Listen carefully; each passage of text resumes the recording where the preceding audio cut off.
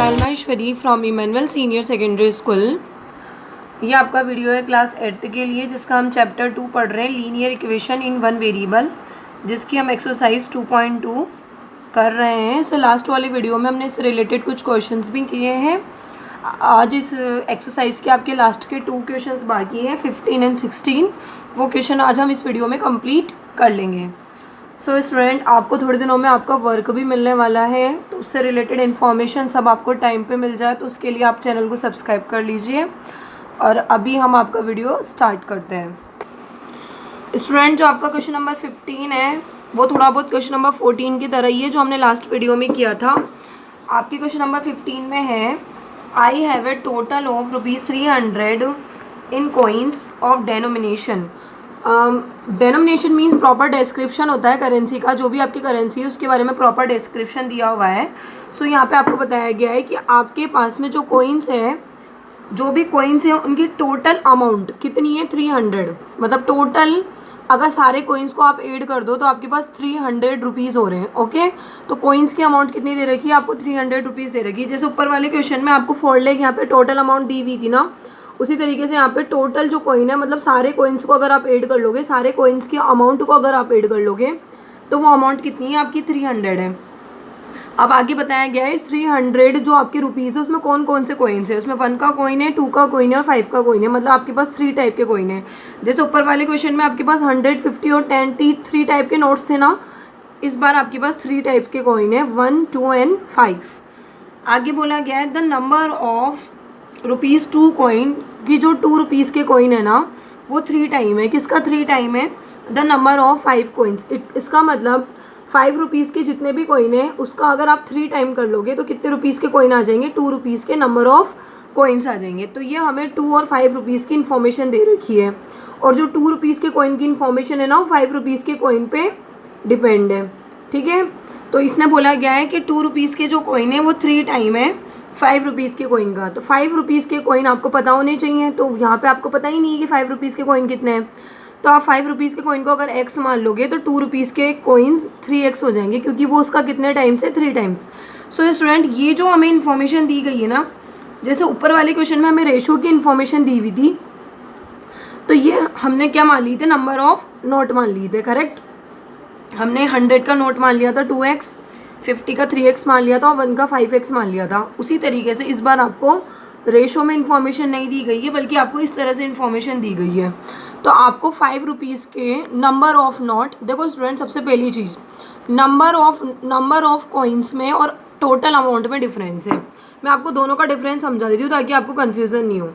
Total amount का मतलब होता है कि जितने भी कॉइन्स है, जैसे मान लो 2 रुपीज़ के 5 कॉइन है, तो 2 × 5 10, तो 2 रुपीज़ की अमाउंट कितनी हुई, 10 हुई। और 2 रुपीज़ के 5 कॉइन्स है, तो 5 क्या हुए, नंबर ऑफ कॉइन्स हुए। मतलब 2 रुपीज़ के कितने कॉइन्स है, वो तो होता है नंबर ऑफ कॉइन्स। और जब हम नंबर ऑफ कॉइन्स से उसको मल्टीप्लाई कर देते हैं, तो जो आंसर आता है ना, वो आपकी होती है अमाउंट। ठीक है, तो 2 रुपीज़ के 5 कॉइन्स है, तो 2 × 5 = 10। तो 10 तो आपकी होती है टोटल अमाउंट, और 5 आपके लिए क्या होता है, नंबर ऑफ कॉइन्स होता है। तो दोनों चीज़ें अलग अलग है। ठीक है, तो यहाँ पे आपको नंबर ऑफ कॉइन्स की इन्फॉर्मेशन दे रखी है, द नंबर ऑफ ₹2 कॉइन्स, मतलब 2 रुपीज़ के जो नंबर ऑफ कॉइन्स है वो 3 टाइम है नंबर ऑफ ₹5 कॉइन्स। मतलब 5 रुपीज़ के जितने भी कॉइन्स है उसका 3 टाइम है। सो स्टूडेंट देखिए, यहाँ पे आपको क्या करना पड़ेगा, यहाँ पे आपको बताया गया है कि आपके पास 3 टाइप के क्या है, 3 टाइप के आपके पास कॉइन्स हैं। ठीक है, तो यहाँ पे आप लिख दीजिए कॉइन्स ऑफ डेनोमिनेशन, मतलब आपके पास कौन कौन से कॉइन्स है उसकी इन्फॉर्मेशन आप यहाँ पे लिख दीजिए। कॉइन्स ऑफ डेनोमिनेशन कौन कौन से हैं आपके पास, ₹1 का है, 2 का है और 5 का है। ये 3 टाइप के आपके पास ₹1, ₹2 एंड ₹5, ये 3 टाइप के डेनोमिनेशन में आपके पास कॉइन्स हैं। अब इनके नंबर ऑफ कॉइन्स की आपको इन्फॉर्मेशन दे रखी है कि जो 2 रुपीज़ के नंबर ऑफ कॉइन्स है वो 5 रुपीज़ का क्या है, 3 टाइम्स है। तो हम मानते हैं, let the number of coins of ₹5, तो ₹5 के जो नंबर ऑफ कॉइन्स है वो हम उसको x मान रहे हैं। ठीक है, तो अगर नंबर ऑफ कॉइन्स ₹5 के x हो जाएंगे, तो देन नंबर ऑफ ₹3 कॉइन्स, तो ₹3 के कितने कॉइन्स होंगे, इसका 3 टाइम कितना होगा 3x। इसका मतलब आपके पास में 5 रुपीज़ के x कॉइन्स है और 2 रुपीज़ के 3x कॉइन्स है। तो आपने 5 रुपीज़ के कॉइन्स निकाली, नंबर ऑफ़ कॉइन्स, क्योंकि इसने कहा था कि जो 2 रुपीज़ के नंबर ऑफ़ कॉइन्स है, सॉरी यहाँ पे 2 आएगा, 2 रुपीज़ के जो नंबर ऑफ़ कॉइन्स है वो 5 रुपीज़ का 3 टाइम है। तो 5 रुपीज़ के कॉइन को हमने x मान लिया, तो 2 रुपीज़ का कॉइन्स 5 रुपीज़ का कितना टाइम हो गया 3 टाइम हो गया। सो स्टूडेंट देखो ये क्वेश्चन थोड़ा कन्फ्यूजिंग है, पर आपको ढंग से समझना है। नंबर ऑफ़ कॉइन अलग होता है, टोटल अमाउंट अलग होती है। तो अभी तो हम केवल नंबर ऑफ़ कॉइन निकाल रहे हैं, मतलब अभी तक हम ये पता कर रहे हैं कि 5 रुपीज़ के कितने कॉइन है, 2 रुपीज़ के कितने कॉइन है और 1 रुपीज़ के कितने कॉइन है। ठीक है, टोटल अमाउंट को हम बाद में लेंगे, वो अभी काम नहीं आएगी। तो 5 रुपीज़ के हमने एक्स कॉइन मान लिए, तो 2 रुपीज़ के 5 रुपीज़ का 3 टाइम थे, इसलिए 2 रुपीज़ के कॉइन कितने हो गए 3x हो गए। अभी तक आपको 1 रुपीज़ के कॉइन की इन्फॉर्मेशन नहीं पता, तो इन्होंने यहाँ पे एक लाइन दी है, the total number of coins 160, मतलब इन तीनों के जो टोटल नंबर ऑफ कॉइन्स है ना, नंबर ऑफ कॉइन्स जो हम नंबर ऑफ कॉइन्स निकाल रहे हैं ना, उनका भी टोटल दिया गया है। कि जैसे मान लो इसके नंबर ऑफ कॉइन्स x है, इसके नंबर ऑफ कॉइन्स 3x है, अब 1 रुपीज़ के आपको पता नहीं है ना, तो ये कह रहा है कि तीनों का जो टोटल है ना नंबर ऑफ कॉइन्स का, वो आपको कितना बताया गया है 160। मतलब तीनों के जो नंबर ऑफ कॉइन्स है वो 160 है। तो अगर आपको 2 के नंबर ऑफ कॉइन्स पता चल चुके हैं, तो आप 160 में से अगर इन दोनों को लेस कर दोगे तो आपके पास 1 रुपीज़ के नंबर ऑफ कॉइन्स आ जाएंगे। स्टूडेंट देखो सोचो, जैसे आपके पास 2, 1, 2 एंड 5 3 टाइप के आपके पास क्या है, आपके पास 3 टाइप के कॉइन्स है। ठीक है, अब मैं आपको बोल रही हूँ कि आपके पास 3 टाइप्स के 160 कॉइन है टोटल, मतलब आपके पास में इन तीनों के जितने भी कॉइन है ना, उनकी काउंटिंग कितनी है 160 है। ठीक है, अब 160 में से मान लो आपको 5 रुपीज़ के कॉइन का पता चल गया, जैसे मान लो 5 रुपीज़ के कॉइन 20 है और 10 रुपीज़, और ये 2 रुपीज़ के कॉइन जैसे मान लो 50 है, तो 5 रुपीज़ के 20, 2 रुपीज़ के 50, टोटल कितने हो गए 70। अब 70 अगर आप 160 में से लेस करोगे तो कितना बचेगा 90। ठीक है, तो 90 जो कॉइन्स आए वो किसके आ गए 1 के आ गए। तो ये एक एग्जाम्पल था जिसमें हम ये समझ रहे थे कि अगर आपको 2 नंबर ऑफ़ कॉइन्स पता चल जाए तो तीसरा नंबर ऑफ़ कॉइन्स निकालने के लिए आपको क्या करना पड़ेगा, उन दोनों को टोटल नंबर ऑफ़ कॉइन्स में से लेस करना पड़ेगा। ठीक है, तो हम 1 रुपीज़ के कॉइन कैसे निकालेंगे,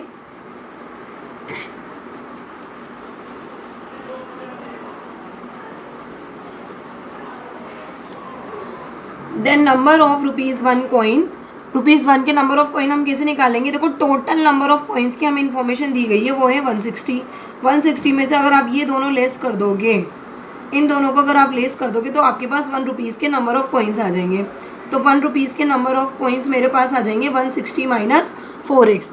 160 माइनस 4x मेरे पास 1 रुपीज़ के क्या है कॉइन्स है, मतलब इतने मेरे पास 1 रुपीज़ के कॉइन्स है, इतने मेरे पास 2 रुपीज़ के कॉइन्स है और इतने मेरे पास 5 रुपीज़ के कॉइन्स है। और टोटल आपको अमाउंट की इन्फॉर्मेशन दी गई है।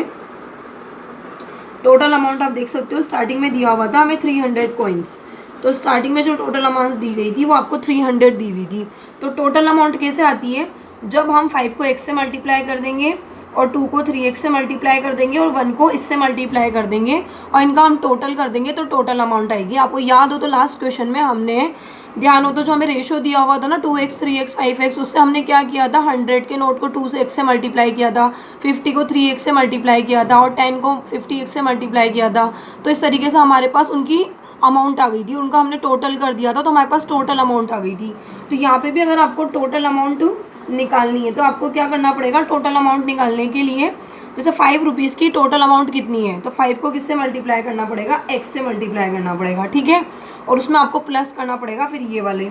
ठीक है, तो 2 रुपीज़ की टोटल अमाउंट कितनी है, 2 रुपीज़ वाले कॉइन्स की, तो 2 मल्टीप्लाई 3x, उसमें आपको प्लस करना पड़ेगा फिर 1 रुपीज़ की टोटल अमाउंट कितनी है, तो 1 रुपीज़ की टोटल अमाउंट ये है, मतलब 1 रुपीज़ की टोटल अमाउंट निकालने के लिए आपको इससे मल्टीप्लाई करना पड़ेगा, तो ये हो जाएगा आपका 160 माइनस 4x। ठीक है, तो इस तरीके से आपका ये क्या हो गया, टोटल अमाउंट आ गई है कॉइन्स की, और टोटल अमाउंट आ चुकी है तो आप इक्वल में क्या रख सकते हो, टोटल 300 रख सकते हो। सो स्टूडेंट अभी तक हमने क्या किया, अभी तक हमारे पास 3 टाइप के कॉइन्स थे, उन तीनों कॉइन्स का हमने सबसे पहले ये इन्फॉर्मेशन निकाली कि 1 रुपीज़ के हमारे पास कितने कॉइन्स हैं, 2 रुपीज़ के हमारे पास कितने कॉइन्स हैं और 5 रुपीज़ के हमारे पास में कितने कॉइन्स हैं। तो 5 रुपीज़ के हमारे पास में x कॉइन्स थे, 2 रुपीज़ के हमारे पास 3x कॉइन्स है और 1 रुपीज़ के कॉइन्स निकालने के लिए हमने टोटल कॉइन्स में से इन दोनों को लेस कर दिया, तो 1 रुपीज़ के कॉइन्स आपके पास ये आ गए थे। तो अभी तक हमने number of coins find out किया था। जब आप नंबर ऑफ़ कॉइन्स को उन कॉइन्स से मल्टीप्लाई करते हो ना, तो आपके पास में क्या आती है, अमाउंट आती है। क्या आती है, अमाउंट। और उन अमाउंट का अगर आप टोटल कर देते हो तो आपके पास क्या आ जाती है, टोटल अमाउंट आ जाती है। तो हमने क्या करा, नंबर ऑफ कॉइन्स जो निकाले थे उनको हमने उनके कॉइन्स के रुपीज़ से मल्टीप्लाई कर दिया। जैसे 5 multiply x 5x, 3x multiply 2, ये 1 मल्टीप्लाई 160 माइनस 4x। तो ये हमने मल्टीप्लाई कर दिया है। ये 5 रुपीज़ की अमाउंट आ जाएगी, ये 2 रुपीज़ के कॉइन्स की अमाउंट आ जाएगी और ये 1 रुपीज़ के कॉइन्स की अमाउंट आ जाएगी। इनका अगर आप टोटल कर दोगे तो टोटल अमाउंट आ जाएगी। तो इसको सॉल्व करते हैं। 5x ये हो जाएगा आपका 6x और ये आपका एज इट इज़ आ जाएगा, बिकॉज कोई चीज़ अगर 1 से मल्टीप्लाई होती है तो वो एज इट इज़ आपके लिए हो जाती है। सो अब हम x को एक साथ कर लेते हैं, देन उसको सॉल्व करते हैं। तो ये आपका 5x है, ये आपका 6x है और ये -4x को भी इधर ले लेते हैं और ये 160 यही रहेगा। ठीक है, तो मैंने क्या किया, केवल इन दोनों की जगह चेंज करी एक ही साइड में, दूसरी साइड नहीं भेजा है अभी तक, बस यहीं पे पास पास में x लिए सारे। ये 5x, ये 6x, ये -4x और ये 160। ठीक है, तो 5 और 6x कितना होता है आपका, 11x होता है। -4x + 160 = 300। तो हम क्या करेंगे, 11x में से 4x को माइनस करेंगे। ठीक है, और बाकी चीज़ों को हम एज इट इज़ लिख देंगे। तो अगर आप 11x में से 4x को माइनस करते हो तो कितना आता है आपके पास, 11x में से 4x को माइनस करने पे हमारे पास 7x आता है। और उसके अलावा हमारे पास यहाँ बचा हुआ था प्लस का 160 और इधर आपके पास है 300। अब हम क्या करेंगे, प्लस का 160 को उधर ट्रांसफ़र कर देंगे, तो ये उधर जाके क्या हो जाएगा, माइनस हो जाएगा। तो उधर जाके माइनस करने पे क्या आएगा, ये आपके पास बचेगा। ठीक है, तो ये 2 में से 140 यहाँ पे आपके पास बचेगा। कितना बचेगा, 140। एक्स की वैल्यू निकालने के लिए हम 7 को कहाँ डाल देंगे, डिवाइड में डाल देंगे। तो ये आपके पास कितना हो जाएगा, 7 2 14 20। तो x की वैल्यू आपकी क्या आ चुकी है, 20 आ चुकी है। अब इस x की वैल्यू आपके पास 20 आई है, तो x हमने 5 रुपीज़ के नंबर ऑफ़ कॉइन्स को माना था। तो 5 रुपीज़ के नंबर ऑफ़ कॉइन्स आपके पास कितने आ गए, 20। तो यहाँ पे आप लिख सकते हो नंबर ऑफ़ कॉइन्स ऑफ ₹5 जो आपने x माना था वो आपके पास 20 आ चुका है। तो आप नंबर ऑफ़ कॉइन्स निकाल सकते हो। अब नंबर ऑफ़ कॉइन्स ऑफ ₹2 जो आपने क्या माना था, 3x माना था, करेक्ट। तो 3x के लिए आपको क्या करना पड़ेगा, 3 × 20 करना पड़ेगा। तो ये आपके पास कितना आ गया, 60। मतलब 60 कॉइन्स आपके पास 3 रुपीज़ के हैं, 2 रुपीज़ के हैं। ठीक है, उसी तरीके से आप नंबर ऑफ़ कॉइन्स निकाल सकते हो आप 1 रुपीज़ के, नंबर ऑफ़ कॉइन्स ऑफ ₹1। तो इसको हमने माना था, क्या माना था इसको हमने, याद है आपको, इसको हमने ये माना था 160 - 4x। तो 160 - 4x, तो 160 - 4 मल्टीप्लाई x की वैल्यू क्या है, 20। तो ये आपका हो जाएगा 80। ठीक है, तो 80 कॉइन्स तो आपके पास ₹1 के हैं और ₹2 के आपके पास 60 कॉइन्स आ गए और ₹5 के आपके पास 20 कॉइन्स आ गए। तो इस तरह से आपने नंबर ऑफ़ कॉइन्स निकाल लिया। तो आई नो स्टूडेंट ये क्वेश्चन थोड़ा टिपिकल था, बिकॉज इसमें हमने number of coins find out किए, फिर उनकी अमाउंट फाइंड आउट की, फिर टोटल अमाउंट को इक्वल में रखा, फिर एक्स की वैल्यू फाइंड आउट करी, फिर उस एक्स की वैल्यू को हमने यहाँ पे पुट करा, जो हमने ऊपर नंबर ऑफ़ कॉइन्स माने थे ना उनमें हमने पुट करा, ताकि हम number of coins find out कर पाएँ। तो आपको इस क्वेश्चन की बार बार प्रैक्टिस करनी है, बिकॉज ये क्वेश्चन थोड़ा टफ है और आप इसकी बार बार प्रैक्टिस करोगे तभी आपको ये समझ में आएगा। सो स्टूडेंट आपका नेक्स्ट क्वेश्चन है वो हम समझते हैं। पहले आपका क्वेश्चन आपको क्या बोल रहा है, the organisation of an essay competition decide that a winner in the competition get a prize of ₹100 and a participant who does not win gets a prize of ₹25। इसका मतलब ये है कि एक ऑर्गेनाइज़र है जिसने एक ऐसे कंपटीशन ऑर्गेनाइज़ किया है। ठीक है, तो उसने ये कंडीशन रखी कि जो भी इस ऐसे कंपटीशन का विनर्स होंगे उनको क्या मिलेगा, ₹100 प्राइज़ मिलेगा, मतलब एज ए प्राइज़ मनी उनको ₹100 मिलेंगे। और जिन लोगों ने पार्टिसिपेट किया है पर वो जीते नहीं हैं उनको भी प्राइज़ मिलेगा। उनको कितना प्राइस मिलेगा, ₹25 का। ठीक है, तो आपके यहाँ सामने यहाँ पे कंडीशन रखी है उसने कि जो भी लोग जीतेंगे ना ऐसे कंपटीशन में उसको ₹100 मिलने वाले हैं, और जो लोग नहीं जीत रहे पर उन्होंने पार्टिसिपेट तो किया था तो उनको ₹25 मिलने वाले हैं, मतलब दोनों को कुछ ना कुछ मिलने वाला है। आगे इन्होंने बोला है the total prize money distributed is ₹3000। तो वो जो ऑर्गेनाइजर था ना उसने टोटल कितनी रुपीज़ प्राइज मनी बांटी है, ₹3000 उसने प्राइज मनी के बांट दिए, जिसमें उसने जीतने वालों को भी पार्टी होगी और जो नहीं जीते थे जिन्होंने केवल पार्टिसिपेट किया था उनको भी पार्टी है। मतलब इन दोनों को मिलाकर उसने ₹3000 बांट दिए। आगे दिया हुआ है find the number of winners. तो आपको ये पता करना है कि कितने लोग विनर्स रहे हैं। और ये भी, और आगे आपको एक और चीज़ बताई गई है, if the total number of participant is 63, मतलब उस कंपटीशन में 63 लोगों ने पार्टिसिपेंट किया था, तो आप ये बताइए कितने लोग उसमें विनर रहे हैं। तो आपको थोड़ा ना पता है कितने लोग उसमें विनर रहे हैं, बस आपको तो ये बताया है कि टोटल पार्टिसिपेंट कितने हैं, टोटल पार्टिसिपेंट की आपको इन्फॉर्मेशन दी गई है, मतलब कितने लोगों ने पार्टिसिपेंट किया। तो टोटल पार्टिसिपेंट से आपके 63, कितने हैं 63। अब इसमें से कितने लोग जीते हैं आपको पता है क्या? नहीं।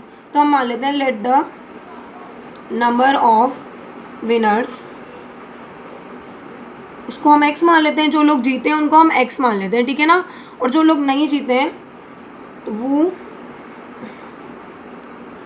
Number of people who did not win।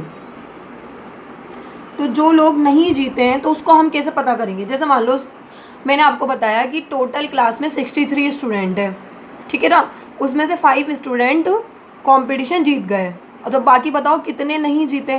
तो आप क्या करोगे? 63 जो टोटल स्टूडेंट है उसमें से 5 को लेस कर दोगे ना, तो ये पता चल जाएगा हमें कि कितने स्टूडेंट नहीं जीते। तो यहाँ पे भी हम यही करेंगे।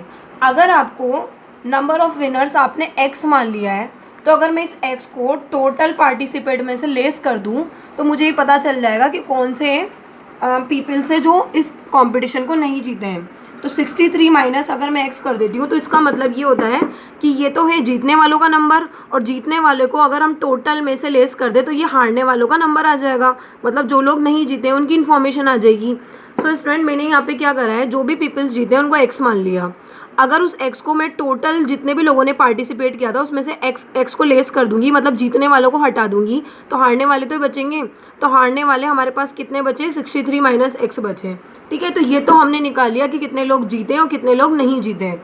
अब हम ये चीज़ निकालते हैं कि ना कितने लोगों को, जीतने वालों को कितने रुपीज़ मिल रहे हैं। तो जीतने वालों को टोटल कितने रुपीज़ बांटे गए और हारने वालों को टोटल कितने रुपीज़ बटे, ठीक है। तो यहाँ पे हम लिख देते हैं, आगे हम लिख सकते हैं इस तरह से, इन्होंने बोला था कि winners in the competition get a prize. तो यहाँ पे हम लिख देते हैं विनर्स गेट टोटल प्राइज। तो मतलब विनर्स को कितनी प्राइस मिली? तो विनर्स आपके पास कितना था? x था, ठीक है, और उनको कितने रुपीज़ मिल रहे हैं? 100 रुपीज़ मिल रहे हैं। इसका मतलब 100x तो किसको मिल गए? विनर्स को ही मिल गए। अच्छा, जो लोग नहीं जीत रहे हैं उनको भी तो पैसे मिल रहे हैं, तो यहाँ पे लिख दो